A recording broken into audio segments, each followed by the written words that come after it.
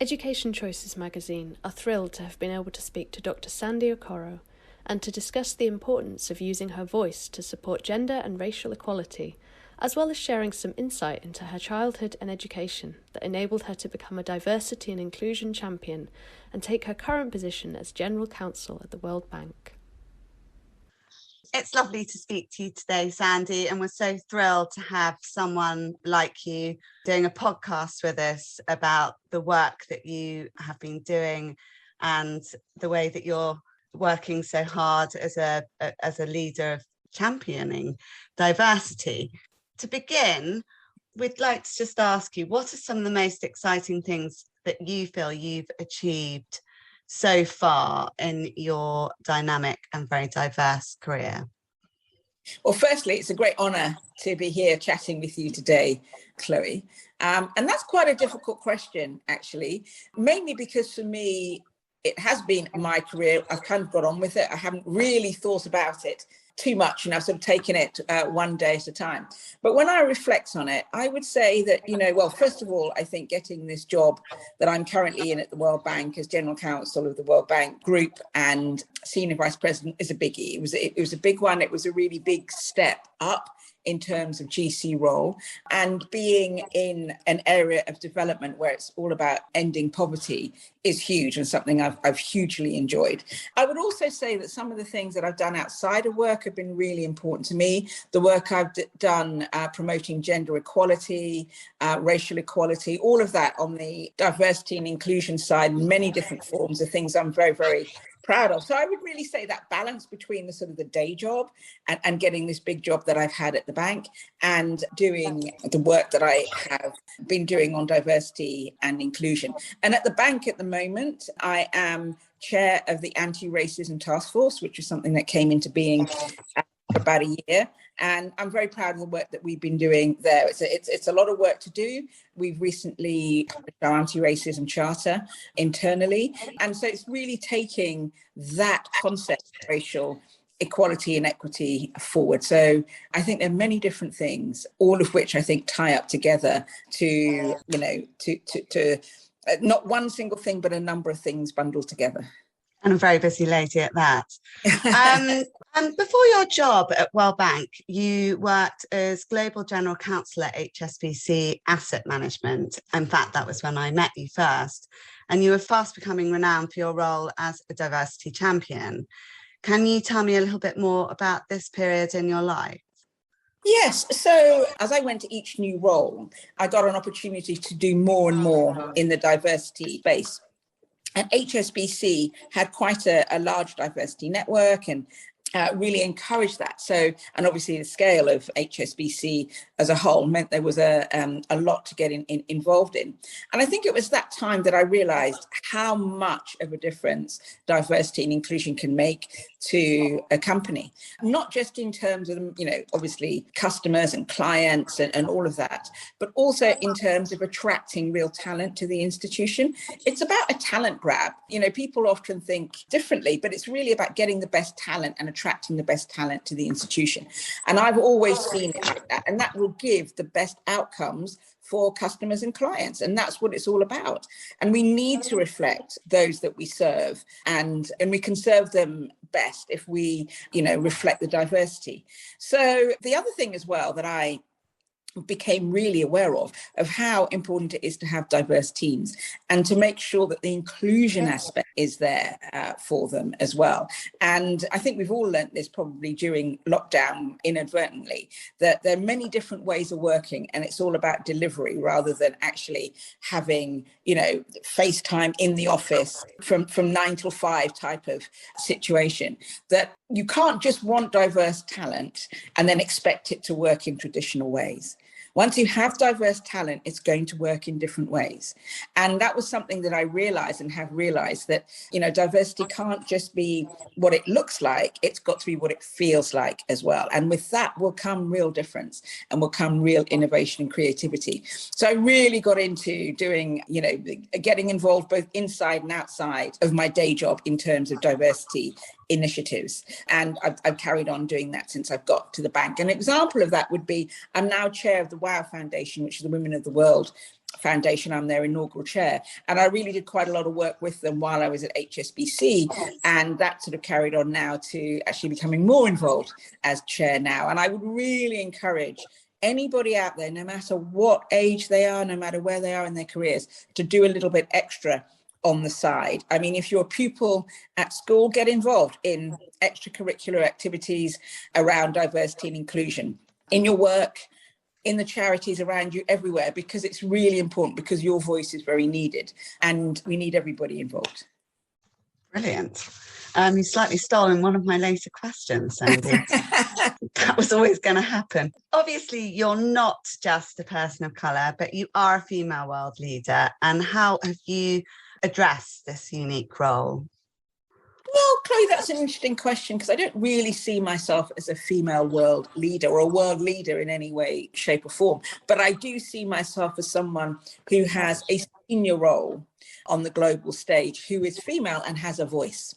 And that is the more important thing, the way that I see it, because in a lot of the work that I've done, particularly at the bank, and I've gone around to see many amazing women in many different countries, they've all said to me, you have this voice, you have this title, and you have this voice. Please use it to raise our issues.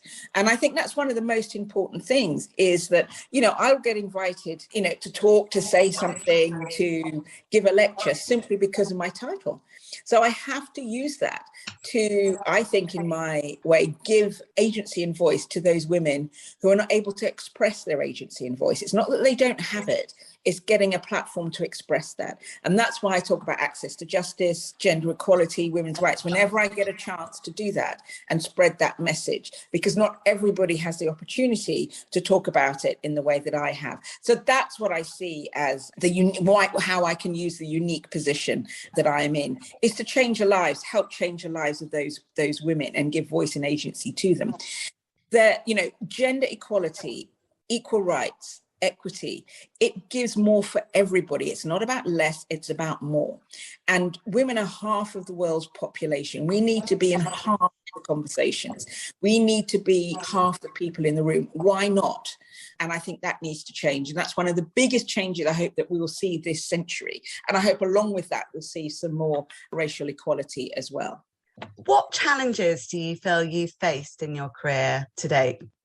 Well, Chloe, I love this question, because it has not been those challenges that you would expect or people would set out for you.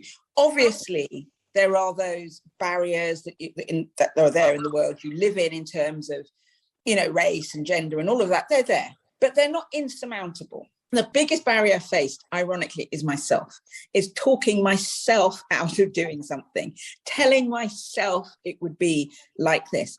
And I'm not telling myself because that comes from nowhere. It's actually other things people will tell you, or stereotypes, or whatever, that is. And you and I, Chloe, we've talked about this a lot, how we can get stereotyped as people. And, actually it's about getting to know people. It's about getting beyond those stereotypes. And that you have to do yourself. You have to want to do that yourself too. And I think once you do that, you can often be surprised what you find the other end. Yes, there is racism. Yes, there is sexism. Yes, there are all the other isms. Do not get me wrong. They are there. But if you expect to find them, you will find them. But if you expect to be able to deal with them and cope with them, you will be able to deal with them and cope with them. And you will surprise yourself and just how different it is to the way that you thought it was. So the biggest barrier for me has always been myself. I could talk myself out of anything, and I can talk myself into anything as well. And once you realize you're much more in control of that than you think, it can be very, very empowering. And I would caution people against that stereotype of whatever it is. If people are stereotyping you, which they will do, everybody gets stereotyped one way or another. But what are you doing? Are you stereotyping others as well? And is that stopping you from doing something, thinking, I won't do this because it will be like this. I won't do that because it will be like that. Or this person looks like this, and then we're not going to have anything at all in common. And that's the other thing I just want to say, is if you give yourself the chance of doing something that you might think isn't for you or isn't for people like you, you will be surprised how much fun you can actually end up having. Just don't get in your own way is what I would say. And that's probably my biggest challenge. I'm not going left of field here, but do you feel that this also slightly ties into a topic that we all discuss these days and talk to our children about, which is resilience? Yes. Because a lot of us can think, I can't do this, or this has happened, or this bad thing, or no one in my family has ever done this. And in actual fact, being a first or putting your head over the parapet in some way, sometimes does take quite a lot of resilience to bounce back from things that you perceive are limiting you. I think it's so connected. And the reason I say that is resilience and experience are the same thing, really. They're the flip side of the same coin. You get resilience through experience because you realize you can bounce back, or you realize something isn't quite as tough, or you realize you're tough enough, whichever one it is. But you don't get to that without experience. So if you don't experience things, how are you going to build up that resilience? I remember one of my very good friends saying to me, and I think this was so true, he said to me, you know, one of the reasons that you've been so successful in your career, Sandie, is you just kept going. And I thought that was so true. You know, there were so many barriers in the way for me and for others that meant, okay, I'm going to give up on this. But I just kept going. And that's not to be underestimated, is this keeping going. Brilliant. What was your experience? I mean, we're both older than we like to think, but what was your experience in school like as a person of colour? Oh, well, so I went to school. So my primary school was completely different from my secondary school. So my primary school was not encouraging me to reach for the stars, so to speak. There was an incident at school when the teacher went round, and I've spoken about this before, and asked everybody in the class what they wanted to do when they grew up. And I put my hand up thinking I've got a great answer. And I said I wanted to be a judge. And the teacher said, I'm sorry, Sandie, but little black girls from Balham don't become judges. And that was a time when you could say that. It wasn't thought to be a mean thing to say. You were managing a child's expectations and people didn't know any better. But of course, I didn't listen to that and thought, well, if they don't, then I'm going to be the first. Now it's a very different thing, obviously, which is good. But I still have people come up to me when I give talks who will have had a similar experience not that long ago. Somehow an ambition was knocked back. Somehow a dream was knocked back or told it wasn't for them. And I think, no, that is somebody else's limitations for themselves that they're putting on you. If you feel you want to do it, if it's in your bones, if it's what you really want to do, you will do it. You just have to work out how much hard work you need to put into it and just get on and do it. And for me, it didn't kind of stop there. There were many other things in my career where, for a number of reasons, people would say, oh, that might not be for you. It suggested I change my surname to make it more Anglophone so that, you know, I get more job interviews. None of that really mattered. None of that. It wasn't right advice. It was somebody else looking at things from a very narrow perspective and thinking life would always be the way that it is now. I would say to people, do not worry about being the only person in the room. Do not worry about being the first. It won't be like that for long, and someone has to be. So why not you? And everybody's watching. This is what I didn't realize, Chloe, until later, was that, you know, how many people look to others to be role models and to represent. I had no idea about this until relatively recently, how much that matters. So if we don't represent and we don't try and change things, how are things going to change? And, you know, I can't remember who said it, but we need to be the change we want to see. Very well put. You're an ex-Putney High School girl. I am. And you still play a very active role supporting the school. What did you learn in your time there? Well, Putney High was so opposite to my primary school. So I went there. I'm not going to say when, but let's just say it was in a time before iPhones and satellite TV and all those other things. It was in a different era. There was only one pair of trainers you could really buy. That time there were petrol shortages. No, I'm joking.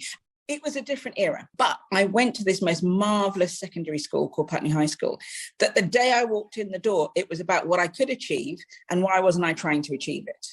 Not about anything else, not about if it's possible, if it's not possible. they gave the ethos that if you wanted to achieve it, you could achieve it. And that's where I got that resilience from, I think. I was the only Black child in school for a very long time, and you wouldn't even have noticed it. It was never mentioned. It was never an issue. I made friends because I don't think the school would have allowed me to make it an issue, right? That I didn't feel any prejudice from any of the teachers or from any of the pupils. I got invited to everything. I was captain of the dance team. I was encouraged to do everything, and I was encouraged to do it well. And I was encouraged to really try, and they did not allow me to be lazy in certain things where I have a tendency to do it.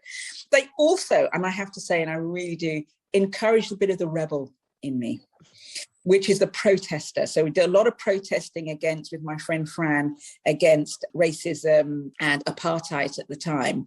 And they knew it was us, and we put stickers all over the place. And they would never really tell us off. But they encourage that, challenge society, challenge what is out there, do it in a respectful and peaceful way. And that was something that's never left me. I think Putney High School girl always asks why, always challenges what's out there, never takes anything for granted, and is a little bit quirky. But they encouraged me to pursue what it is I wanted to pursue, and that education for education's sake is worth it, and that I was worth it, and that I could learn anything I wanted to learn if I made a bit of an effort, but that effort had to be a big effort, just like everybody else. So I wasn't treated differently. I didn't feel I was different, but in that sense, it meant they pushed me just as hard as everybody else. They're obviously a part of the GDST group, which is the Girls' School Trust. What do you feel are the benefits? We all discuss the benefits of single sex or mixed education, or how did it serve you well? Well, I am no expert on this, but what I would say, the whole debate around, say, girls in science, doing science at school, etc. So for me, going to a single-sex school, this was never an issue because you saw the other girls around you doing all the subjects. I never ever thought, this is a subject for boys, this is a subject for girls. The other thing, I never ever thought, this is an instrument a boy plays or a girl plays, because you had a band and you had, an orchestra and all the other things that you get in schools that people join. But everybody plays everything because you need the whole shebang. And when you go to a single-sex school, everybody does everything. And one of the things I remembered, I was very much into drama, but behind the scenes, and I used to do the lighting, is the girls used to play the boys' parts, okay? And the same in some of our boys' schools around the corner, the boys used to play the girls' parts, because that's what you did. It wasn't thought of as anything unusual. That is what you did, because you used what was in front of you, and you only had girls in front of you, so they played the boys' parts. I never forgot that. And nobody ever raised an eyebrow. This wasn't really a big issue. But guess what? It meant there were more parts for people to play, because traditionally, if you went to a co-ed school, then the girls got the girls' parts and the boys got the boys' parts. And everybody knows there are more boys' parts than there are for girls' parts in nearly any play at the time, certainly. And so it exposes more people to arts and their talents. I think you get more people who will take a chance on some things that they wouldn't otherwise take a chance on, because the girls can do everything or the boys can do everything. So I think there are lots of pluses in single-sex education. There are lots of minuses as well, because you haven't had that co-educational aspiration. And I think that was a bit of a, that was new for me when I went to university, but not for very long, because you're very much an adult by the time that happens. But the opportunity it gives you to try everything, because you have to try everything, I think is really important. And I did some work later. I was on the board of the RSC, and we were having a discussion then about gender neutral casting. And I said, might have sounded rather foolish at the time. Why is it you get gender neutral casting in schools and nobody looks at it, gives it a second glance? Because, you have to take what's there, and you get racial neutral casting. I remember a production of Pride and Prejudice that we did, and we had Mr. Bennet was a girl of Indian origin. Mrs. Bennet, I think, was Black. The girls were from all over the place. Mr. Darcy, I think, was, was from China. Because they were there, and that's who was cast, and the best were cast for the role. You weren't thinking, oh my God, where's this family come from? Look at that ethnic mix. No, but somehow when we move from a school environment where you actually always take what you've got to, and I put in inverted commas, the real world, suddenly it doesn't reflect that anymore. And I think we need to be more open in that way. We get more closed the older we get. And I think I've gone off track a bit, but that single-sex education gives much more opportunity for everybody to do more, particularly in the artistic sphere, because you don't go down the traditional parts for boys, parts for girls, instruments for boys, instruments for girls, subjects for boys, subject for girls, which we all try and stay away from. But guess what? It happens. And I suppose more opportunity for girls, which is something that you believe so strongly in. Absolutely. You also went on to study at the University of Birmingham. I'm not sure if I've got this 100% right, but I believe you've since been awarded a doctorate. Is that correct? I have. I've been made the most wonderful thing, which was a couple of years ago, and it was called a Doctor of the University, which is wonderful. And it's one of the things I'm most proud of, to be a doctor of my own university. So it's not a doctor of laws or, an honorary doctorate. Instead, is a doctor of the university. So, and there are very few that are doctors of the university. So I'm very proud to be a doctor of my own alma mater, which was wonderful, and had a fantastic law faculty there, by the way, and is doing many interesting things, particularly in the sciences there. And again, when I got there, I never felt that there was any cap or there was any limitation on what I could do as a female, as a person of colour, anything really. I was encouraged. I didn't feel that, my professors or anyone that was saying, think about this, maybe go into family law, maybe go into this, that you hear later. Not at all. It was all open season, go for it. And so I do think for people who are choosing their schools and choosing their universities, they've got to feel that it's going to give them that sense of encouragement. And I imagine that you're enjoying still being in contact with them. Moving on slightly now, I'm moving more towards the education itself. After the Black Lives Matter movement, particularly the death of George Floyd, the education sector has been accused of perhaps not including enough content on the history of people of colour, or perhaps in some cases misinformation. How do you feel about this? What are your thoughts on this? Well, when you look at the curriculum, as they say, history is written by the victors, right? So when you look at a curriculum and you look at, the sciences are the sciences, but when you look at the arts and history and geography and all those sorts of things, they are all taught from a particular perspective. Mathematics may be one of the few things that isn't. The sciences as a whole, maybe they are what they are, right? 2 + 2 is 4. There's no racial element. It's 4 all over the world. But when you look at, say, pioneers in art and what we call art, etc., how things are described has really changed. So I remember when I was in school and we would go and visit the museums in London, British Museum, Natural History Museum, etc., etc. They don't do it now, but they used to have a section called primitive art. And primitive art was everything from Africa and that part of the world. They didn't call it ancient art. They didn't have the same titles. It had primitive. And I think what we've got to remember is language and positioning matters, and how we have been taught things in history and how we saw images. And are those correct, or are they just the way that people wanted us to see these things? And we should question that. And there are many stories we now know that we haven't heard and that are now cropping up. Somebody gave me a very interesting book, haven't yet read it, called Blackness, about the Tudors and people who were black at the time who lived in the... And I thought, I didn't know there were any. We weren't taught there were any. What were those stories? And, all of these things were lost in history because the story was not told. Different now, we have our mobile phones, we have Instagram, we have all of this that's recording every single movement. But prior to that, you had to rely on the historians to record what they thought was relevant. And there is no doubt that there were some things that have been missed. And that's why I think something like Black History Month is really important, to recognise what's been missed, what hasn't been recorded, and what we all need to know. And there's a really good thing, and I suggest people go and look at this, is all the things that have been invented by people of colour that have never been recognised. Celebrated. Will surprise you, yeah. So there are all these things that haven't been recorded that should be recorded and are now being unearthed and are being recognised. And they just weren't. And I think you can't change the fact that they weren't, but you can change the fact that they will be in a part. And they are part of history. Otherwise, it seems like there was no history before then. And for example, terminology that we use about Columbus discovering America, well, it was always there. He didn't discover it. He just stumbled across it, really. It was there. It has a history. But the way we are taught things and some of the terminology we use, I think needs to recognise that actually it's coming from a particular point of view rather than a wider landscape. And we could all do with the wider landscape to understand things. And I give that example of calling certain art primitive, when in fact it isn't. There's nothing primitive about it at all. It's just that we've put it in that category and we've called it that. And that's what museums used to label it until they understood better. Yet other things were called ancient. So you look at ancient Egypt or ancient Rome, it's not called primitive Rome. It's not called primitive Egypt. Very well put.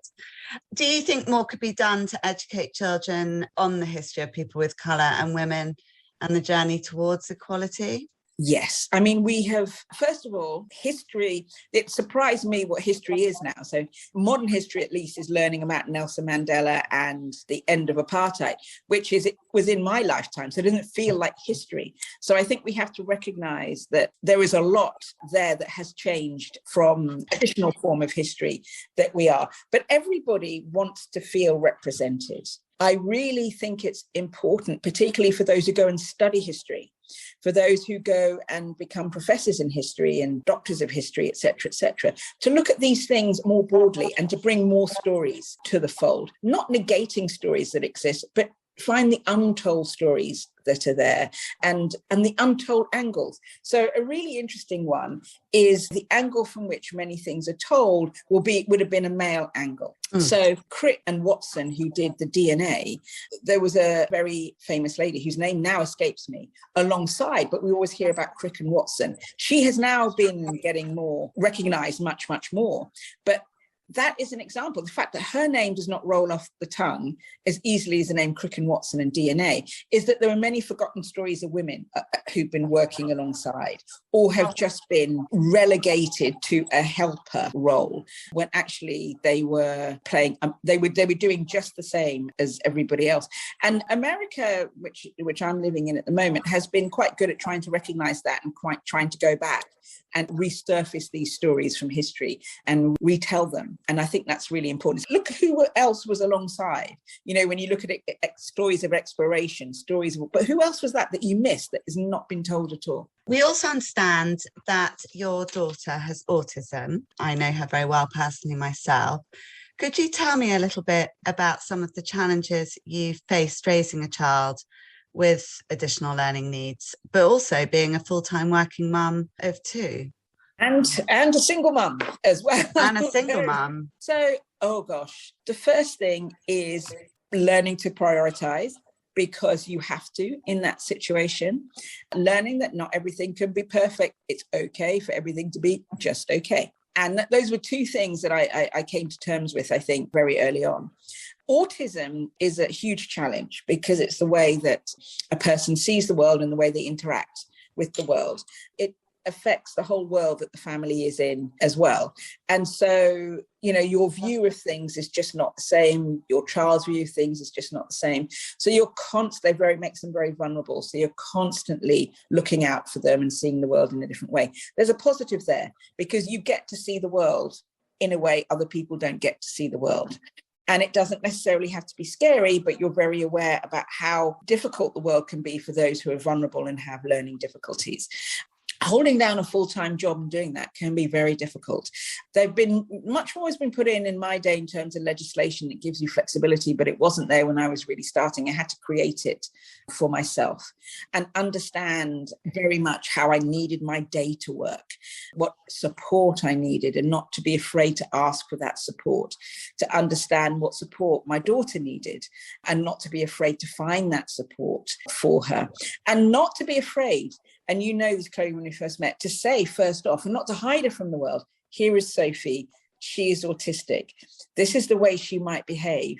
That is the way that Sophie is. To make it very much Sophie and not sort of a child with autism. So I think what has happened is people have recognized that her as a person and her characteristics and, that's what she will do. This is how she will react, et cetera, et cetera. And we've had many amusing moments around that, rather than make it something you have to be afraid of and you have to put aside and not integrate into your own world.